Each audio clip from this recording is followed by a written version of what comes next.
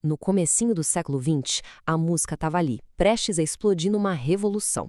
E é exatamente nesse momento crucial que a gente vai mergulhar agora, guiados pelo incrível livro O Resto é Ruído, de Alex Ross.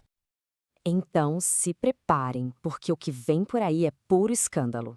A gente vai direto para o olho do furacão, uma estreia de ópera que não só deixou o público de cabelo em pé, mas que literalmente reescreveu as regras do jogo musical. Vamos viajar no tempo. O lugar? Graz, na Áustria. A data? 16 de maio de 1906. E o clima na cidade? Era elétrico. Dava para sentir a expectativa no ar. E olha, não era uma estreia qualquer não. Era a estreia austríaca da ópera Salomé, de Richard Strauss, uma obra tão, mas tão polêmica, que os censores em Viena simplesmente proibiram. Então, era mais que música. Era um acontecimento. Os maiores nomes da Europa estavam todos lá, curiosos para ver o que um crítico chamou de uma coisa terrivelmente cacofônica. E que plateia, hein? Pensa só. Rivais, gênios inovadores, a velha guarda, todo mundo junto no mesmo lugar. Imagina a tensão, a energia. Tinha Gustavo Mahler, diretor da Ópera de Viena, Giacomo Puccini, o astro da Itália, um jovem e ousado Arnold Schönberg com os seus alunos, e até, dizem as más línguas, um adolescente de 17 anos chamado Adolf Hitler.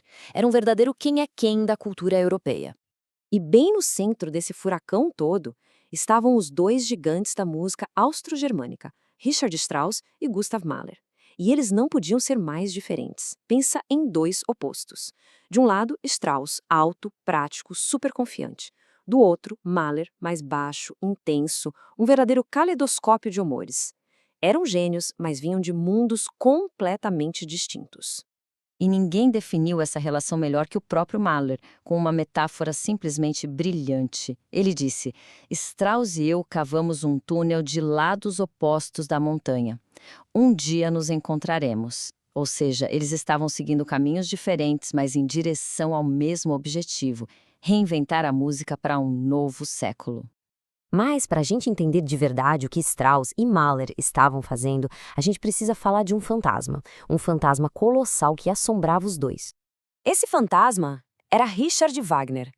Ele já tinha morrido há 23 anos, mas Wagner era muito mais que um compositor. Ele era um verdadeiro fenômeno cultural. As óperas dele, como O Ciclo do Anel, não eram só música, eram experiências que mexiam com a cabeça das pessoas. A influência dele estava em todo lugar, na literatura, na política, nas artes. Isso ficou conhecido como Wagnerismo. Basicamente, os dramas musicais dele, com aquela escala gigantesca, a psicologia complexa, o uso dos leitmotivs, tudo isso virou a régua com que a arte moderna era medida. Então, para a nova geração de compositores, a grande questão era: e agora? O que a gente faz depois de Wagner? Tanto Strauss quanto Mahler herdaram de Wagner essa ideia da música como um campo de batalha de extremos. Só que eles começaram a questionar aqueles finais heróicos, grandiosos do romantismo. Eles não queriam mais escalar a montanha de Wagner. Eles estavam, na verdade, cavando um túnel para sair dela, buscando um som que refletisse as angústias do mundo moderno em que viviam.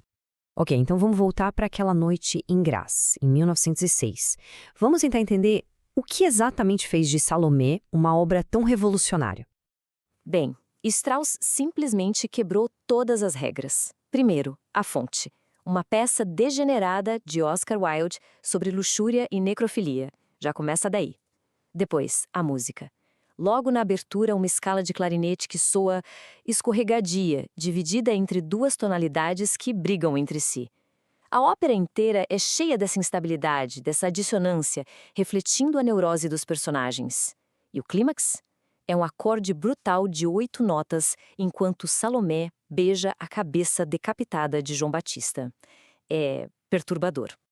E o coração sonoro de tudo isso era um intervalo musical chamado trítono. Por séculos, ele foi conhecido como o diabolus in musica, o diabo na música. Era considerado instável, proibido. E Strauss? Ele construiu o conflito inteiro da ópera em torno desse som diabólico. E se alguém esperava por algum alívio no final, esquece. A ópera não termina com uma resolução bonita.